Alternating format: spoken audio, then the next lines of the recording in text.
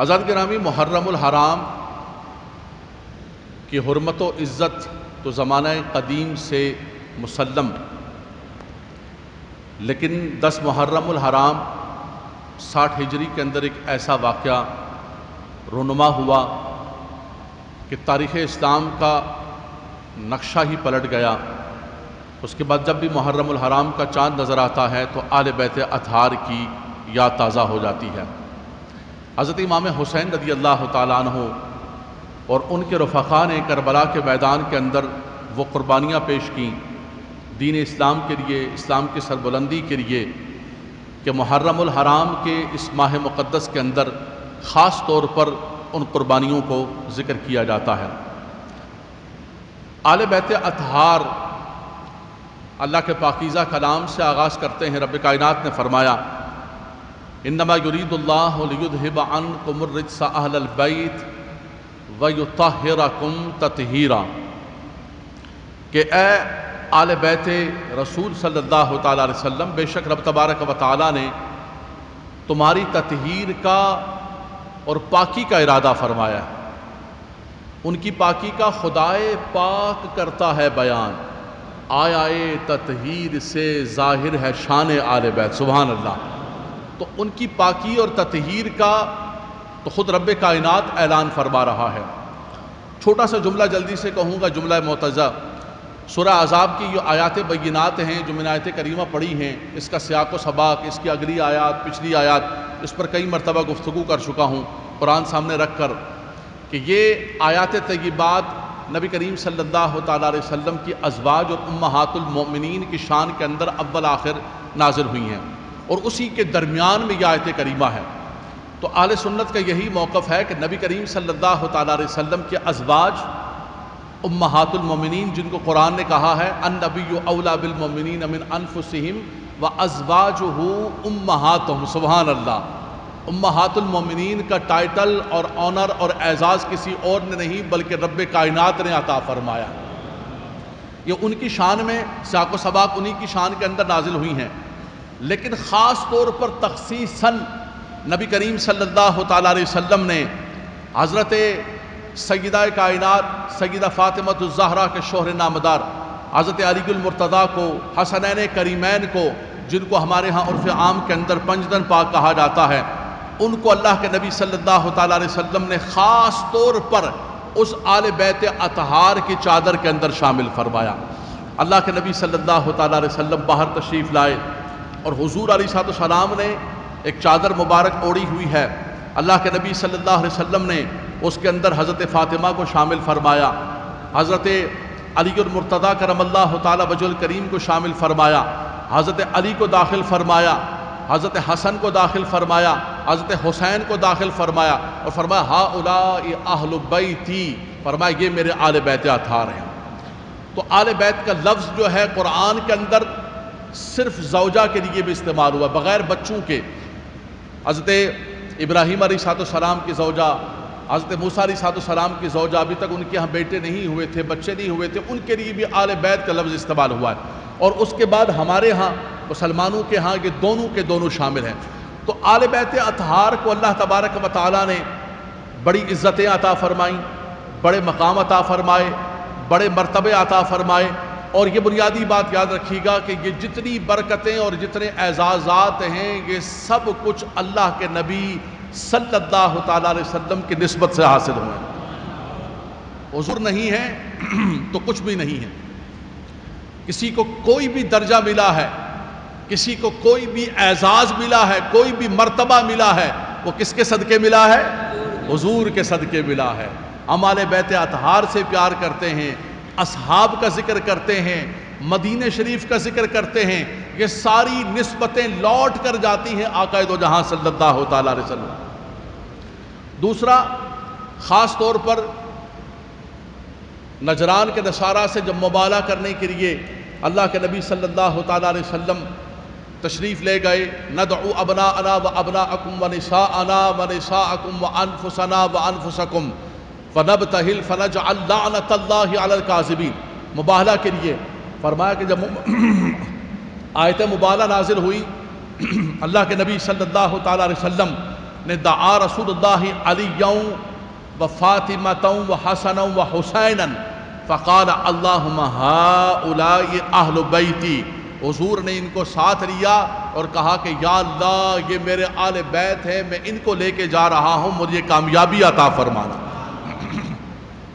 حضرت مفتی جلال الدین امجدی رحمۃ اللہ تعالی علیہ نے اس آیت کریمہ کے تحت لکھا ہے، حضور صدر الشریعہ کے شاگرد ہیں، آپ نے فرمایا کہ حضور جب نکلے نجران کے نصارہ سے مباہلہ کرنے کے لیے، اور دائیں بائیں آپ کے حسنین کریمین جسے سیدہ کائنات چل رہی ہیں، انہوں نے دیکھا کہ اتنے چمکتے ہوئے روشن چہرے والے آ رہے ہیں، وہ نجران کے نصارہ سارے بھاگ گئے، کہنے لگے ہمیں ایسا لگ رہا تھا کہ آسمان سے ایک نور اتر رہا ہے اور ہم کہیں تباہ و برباد نہ ہو جائیں۔ تو یہ مبارک ہستیاں جن کو اللہ تبارک و تعالیٰ نے، اللہ کے نبی صلی اللہ تعالیٰ علیہ وسلم نے یہ عزت عطا فرمائی، یہ مقام عطا فرمایا۔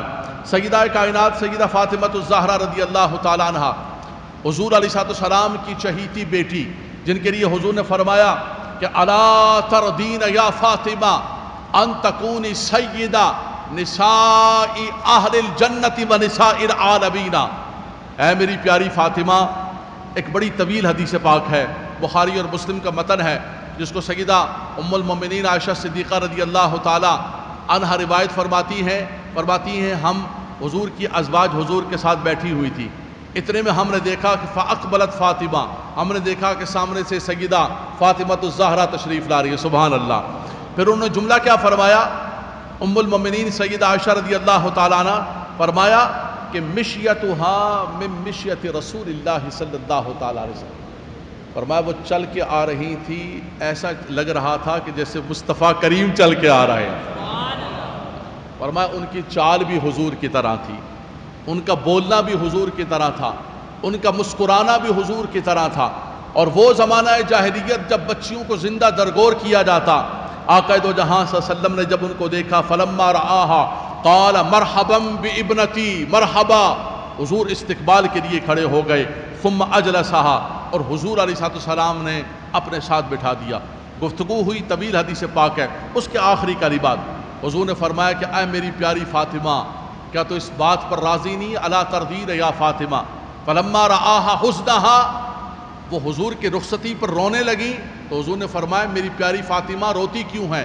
میں تمہیں آج ایک اعزاز اور بشارت سناتا ہوں کہ تجھے مبارک ہو کہ اللہ نے تجھے جنتی عورتوں کا سردار بنایا ہے۔ سبحان اللہ، سبحان اللہ، کیا مقام ہے۔ خاتون جنت، خاتون جنت، یک نسبت حضرت مریم از یک نسبت عیسیٰ عزیز، واضح سے نسبت حضرت زہرا عزیز۔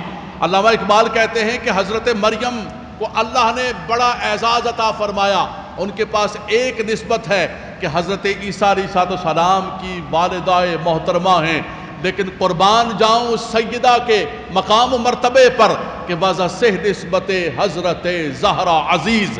فرمایا فاطمہ الزہرا کو تو اللہ نے تین نسبتیں عطا فرمائی ہیں، نور چشم رحمت للعالمین، امام اولین و آخرین۔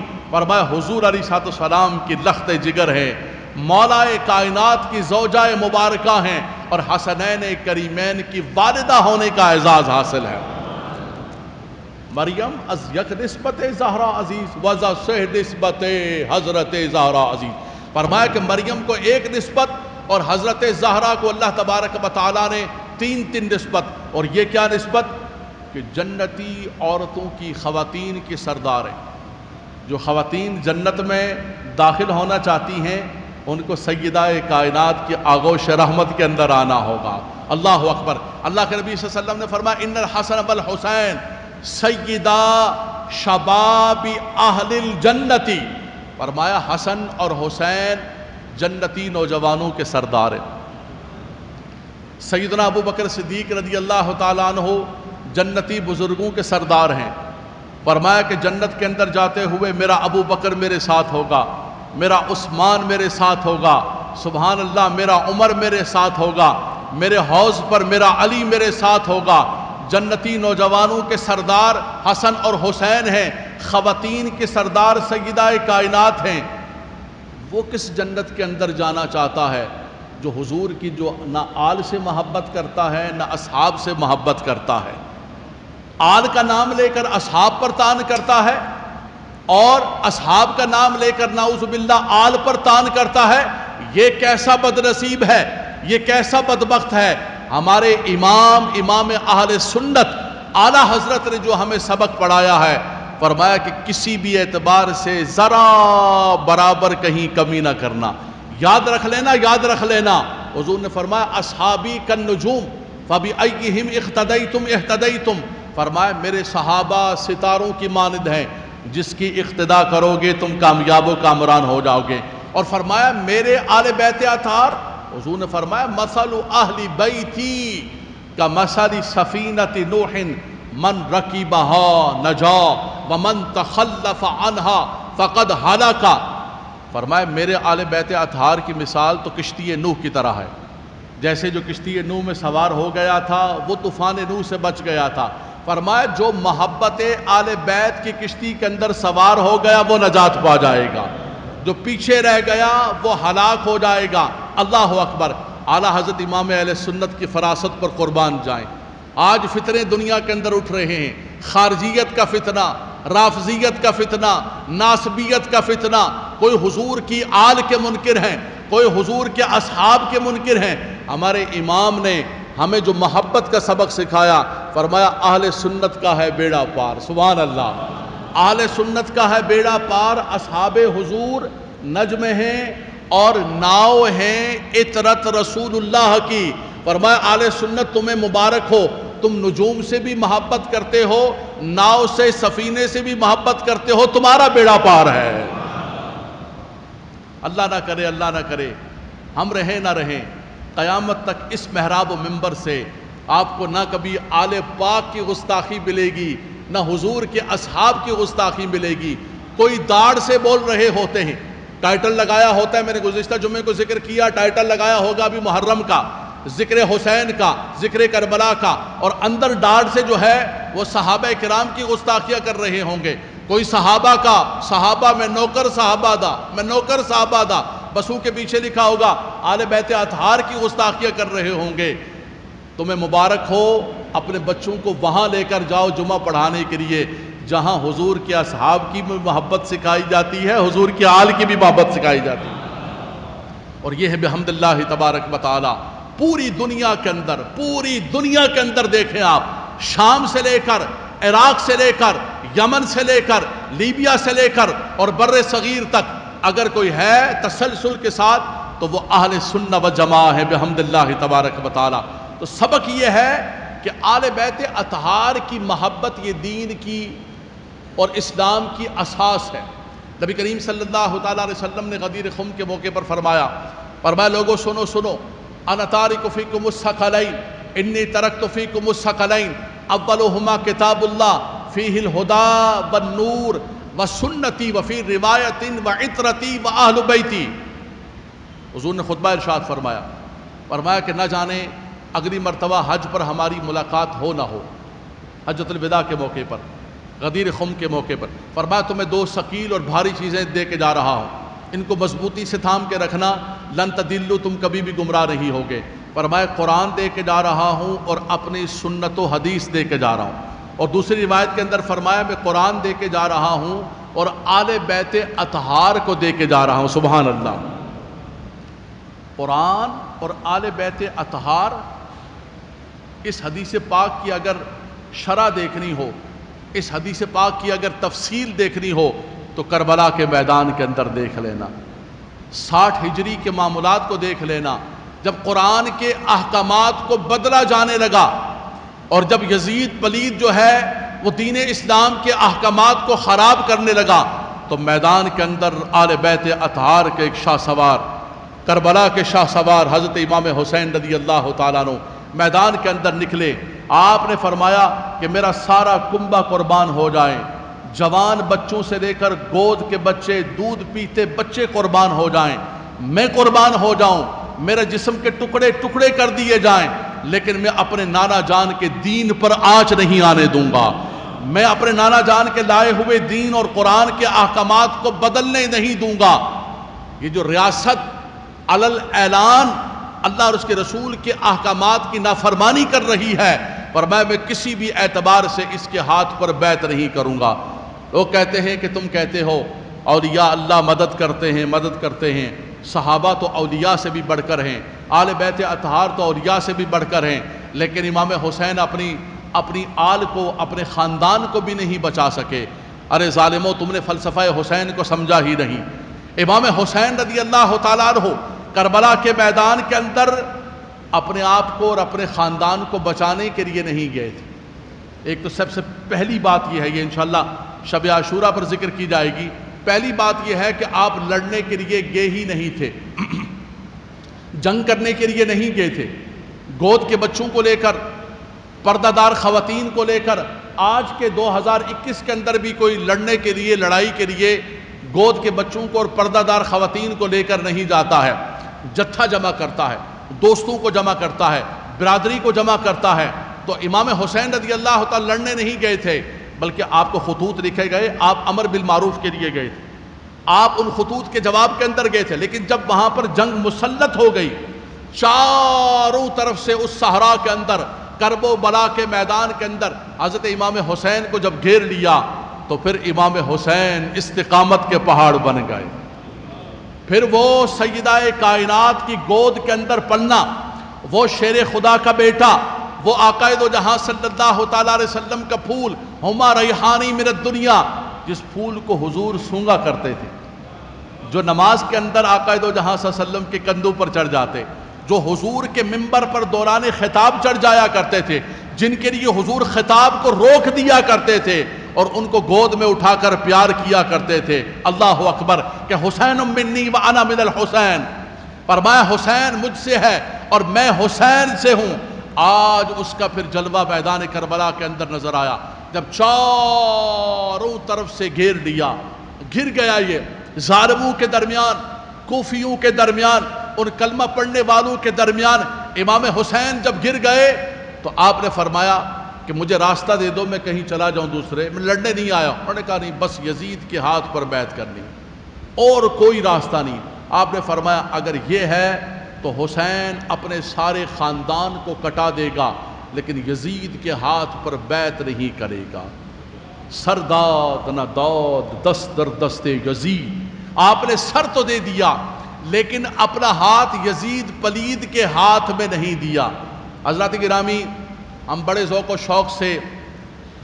شوق سے ہر سال محرم مناتے ہیں، ذکر امام حسین کرتے ہیں، فلسفہ شہادت کو بیان کرتے ہیں، ان سے محبت کا اظہار کرتے ہیں، لیکن حقیقت یہ ہے میں اور آپ، ہم سب اس عملی زندگی کے اندر، ہمارے اندر ایک رمق بھی نہیں ہے فلسفہ حسینیت کی۔ ایک رمق ہوتی ہے نا، آپ ہی ادھر ہیں، میں بھی ادھر ہوں، دونوں موجود ہیں۔ ہم اپنے مفادات کو دیکھتے ہیں، اپنی مصلحتوں کو دیکھتے ہیں۔ مصلحتوں کو تو چھوڑیں، مصلحتوں تو بہت بڑی بات ہے، عزیمت و رخصت کے دونوں راہیں ہمیشہ موجود رہے ہیں۔ ہم صرف اپنے مفادات کے لیے اپنے دین کو قربان کر دیتے ہیں، اپنے ایمان کو قربان کر دیتے ہیں۔ جھگڑا کیا تھا؟ جھگڑا کس بات کا تھا؟ یزید تو یہی کہتا تھا آپ بیٹھ جائیں مدینہ منورہ شریف کے اندر، آپ کو نذرانے ملتے رہیں گے، آپ کو حصے ملتے رہیں گے، آپ کو سب کچھ ملتا رہے گا، آپ کے پروٹوکول کے اندر آپ کو بڑے عزت و احترام کے ساتھ، پروٹوکول کے ساتھ آپ کو بٹھا دیا جائے گا، لیکن ریاست کے معاملات میں آپ مداخلت نہیں کریں گے۔ مولانا صاحب آپ کا محراب و منبر ہے، آپ اللہ رسول کی باتیں کیا کریں جمعے کو، آپ چھوڑیں ان معاملات کو۔ کیا ہو رہا ہے باہر؟ چوری ہو رہی ہے، چکاری ہو رہی ہے، لوٹ رہے ہیں، کھا رہے ہیں، پی رہے ہیں، آپ کو کیا ہو گیا؟ آپ اللہ والے آدمی، یہی سبق دیا جاتا ہے نا، اور یہی کوشش کی جاتی ہے کہ بھائی خطیبوں کو ایک لکھا ہوا، جیسے سعودیہ کے اندر، جیسے ترکی کے اندر، دوسرے ملکوں کے اندر ایک پرنٹڈ، تو ہمیشہ سے یہی کوشش رہی ہے کہ محراب و منبر کو قابو کیا جائے، مذہب کو قابو کیا جائے، ریاست کو اور مذہب کو جدا کیا جائے۔ اقبال کہتے ہیں جدا ہو دین سیاست سے تو رہ جاتی ہے چنگیزی۔ وہ چنگیزیت اور ملوکیت ہمیشہ یہ بادشاہ اور یہ حکومت قائم کرنا چاہتی ہے کہ جو مرضی ہم کرتے رہیں، تم ہمارے خلاف بات نہ کرو، جو بات کرے گا اس کو پھر ہم سزا دیں گے۔ امام حسین رضی اللہ تعالیٰ عنہ نے یہ سبق دیا ان مشائخ کو، ان علماء کو، ان عوام الناس کو جو اپنی مصلحتوں کی خاطر، جو اپنے مفادات کی خاطر اللہ اکبر اپنا سب کچھ قربان کرنے کے لیے اور اپنی بوٹی کے لیے سارا دین قربان کرنے کے لیے تیار ہو جاتے ہیں، آپ نے فرمایا نہیں، نکل کر خانقاہوں سے ادا کر رسم شبیری۔ فرمایا خانقاہوں میں بیٹھنے سے بات نہیں بنے گی۔ آج دنیا کے اندر سب سے پاپولر پیر کون سا ہوتا ہے؟ کہتے ہیں حضرت ساڑھے حضرت صاحب بڑے چنگے رہی، پنج سائیں بہت سارو ہے۔ کیوں بھائی؟ اس لیے کہ ہمارا سائیں کسی کو کچھ بھی نہیں کہتا ہے، سائیں شراب پیو، جوا کھیلو، جو مرضی کرو، اور ساڑھے حضرت صاحب کسی نے کچھ نہیں کہتے، بڑے سونے حضرت صاحب نے، بڑے چنگے حضرت صاحب۔ نہیں، سیاست تے تو گالی نہیں کر دینے۔ علامہ شاہ احمد نورانی صدیقی رحمۃ اللہ تعالیٰ علیہ کا کل پرسوں مجھے کسی نے ایک کلپ سینڈ کیا، اللہ اکبر، انہوں نے کہا کہ یہ خانقاہیں اور یہ مزارات جو مرکز و محور تھا حضرت مجدد الفسانی رحمۃ اللہ تعالیٰ علیہ کا، جب اکبر بادشاہ نے دین اسلام کو خراب کرنا چاہا تو حضرت مجدد الفسانی سے بڑا صوفی کون ہوگا؟ آپ میدان کے اندر نکل پڑے، آپ نے قید و بند کی صحبتوں کو برداشت کیا، لیکن آپ نے فرمایا کہ دین اسلام کو خراب نہیں ہونے دوں گا۔ آج ہم سب کا حال یہ ہے، کیا وارثان محراب و منبر ہیں، کیا خانقاہوں میں بیٹھے ہوئے ہیں۔ وہ اقبال کہتے ہیں کہ زاغوں کے تصرف میں عقابوں کے نشے من، وہ جو عقابوں کے اور شاہینوں کے نشے من ہوا کرتے تھے، یہ ہماری خانقاہیں، یہ ہمارے محراب و منبر، آج وہاں پر زاغ بیٹھے ہوئے ہیں، کوے بیٹھے ہوئے ہیں۔ ان کو صرف اور صرف کھانے سے مقصد ہے، ہمیں کھانا دے دو، ہمیں مفادات دے دو، نذرانہ دے دو، سال کے بعد عرس ہوگا، بس حضرت صاحب بس یہ عرس ہے، یہ حاضری ہے، یہ پیری مریدی ہے، بس کچھ بھی نہیں۔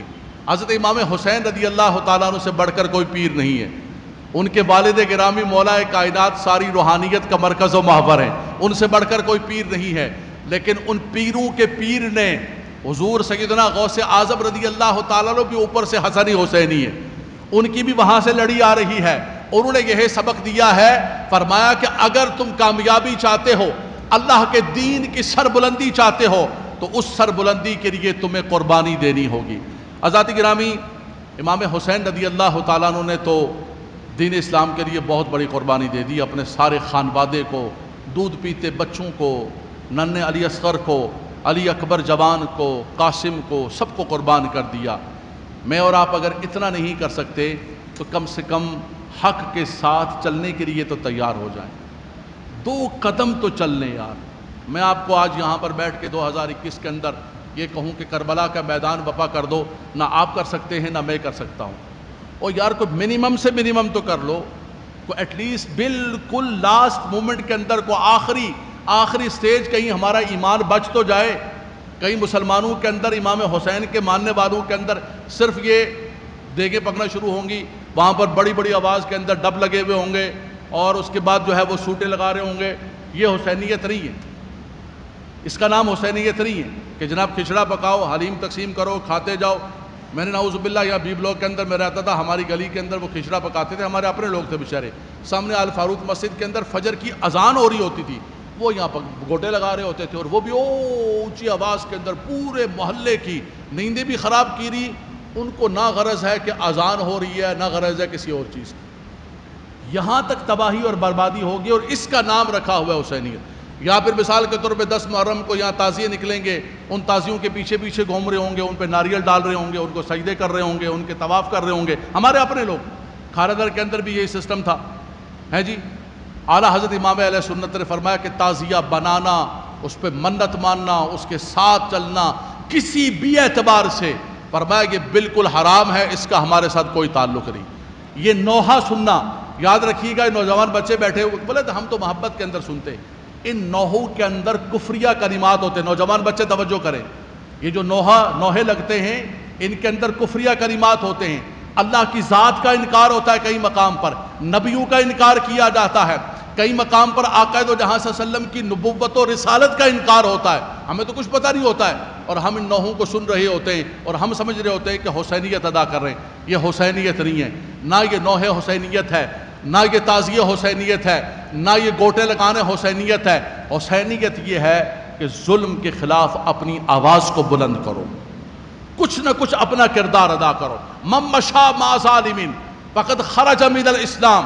فرمایا کہ جو ظالم کے ساتھ چلتا ہے وہ اسلام سے نکل جاتا ہے، وہ اسلام کے نور سے نکل جاتا ہے، وہ امام حسین کے اس قافلے سے نکل جاتا ہے. امام حسین کا قافلہ یہ ہے کہ تم نے زندگی کے اندر حق کا، سچ کا ساتھ دینا ہے. تمہارا نقصان ہوتا ہے، نقصان ہوتا ہے، ہو جائے نقصان. فائدے اور نقصان دینے والی ذات اللہ تبارک و تعالیٰ کی ہے، لیکن ناحق طور پر تم نے کسی کا ساتھ نہیں دینا.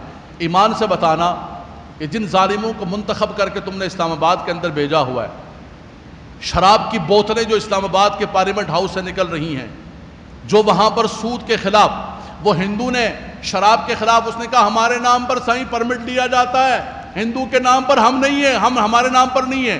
ساروں نے مل کے بل پاس کیا. کیا؟ کاف لیگ، لام لیگ، نون لیگ، انصافیے، پپلے، فلانے، ٹمکانے، سب نے کہا کہ جناب اس کو شراب کو بند نہیں کر سکتے. اس کو کس نے منتخب کیا ہے؟ آپ نے منتخب کیا، آپ نے منتخب کیا، میں نے منتخب کیا. یہ حسینیت ہے. یہ ہم میدان معاشر کے اندر امام حسین کے ساتھ کھڑے ہوں گے، یزید کے ساتھ کھڑے ہوں گے. یعنی زمانے کے یزیدوں کے ہم ساتھ کھڑے ہیں، اس یزید کو گالی دے رہے ہیں. اس یزید کو گالی دینا تو آسان ہے. میں بھی ابھی گالی دو، یزید مرد آباد، سب بولیں گے میرے ساتھ مرد آباد، یزید مرد آباد، مرد آباد. ایسی تیسی یزید دی، فلانے ٹمکانے. ہمارے پنجاب کے اندر جتنے ذاکرین اور یہ سارے کے سارے اور بیچ رہے ہوتے. لیکن بھائی یہ جو زمانے کا یزید ہے جن کے ساتھ میں اور آپ کھڑے ہیں، چل رہے ہیں، یہ یزیدوں کا کیا بنے گا؟ تو یہ ہمیں غور کرنا پڑے گا کہ میدان معاشر کے اندر رب تبارک و تعالی ہمیں امام حسین کا ساتھ عطا فرمائے. یہ تبھی مل سکتا ہے کہ حق کا ساتھ دیں، ظلم کا ساتھ بند کریں، بند کر دیں ظلم کا ساتھ. ان مصلحتوں کو بند کر دیں جن مصلحتوں کے شکار نے آج 72 سال ہو گئے میرے ملک کو تباہ و برباد کر دیا ہے. میرے ملک کی معیشت کو، میرے ملک کے امن کو. میرا ملک کہاں آسمان سے زمین پر آ گیا ہے، اسی مصلحتوں کا شکار. یہ 5 سال کی باریوں نے، ان صوبائیت نے، ان علاقائیت نے، ان زبانوں نے، ان تعصبات نے. کوئی صوبے فلاں صوبے کی پارٹی ہے، فلاں صوبے کی پارٹی ہے، فلاں زبان کی پارٹی ہے، فلاں فلاں ہیں، سب کے اپنے اپنے لگے ہوئے تھے. کوئی حق کا ساتھ دینے کے لیے تیار نہیں ہے. حضرات گرامی، اسلام کے لیے کھڑے ہو جائیں، پاکستان کے لیے کھڑے ہو جائیں. اللہ تبارک و تعالی اسلام کے پرچم کو بلند و بالا فرمائے. اور رب تبارک و تعالی میرے وطن عزیز ملک پاکستان کو تابندہ پائندہ فرمائے. پاکستان، پاکستان. وآخر دعوانا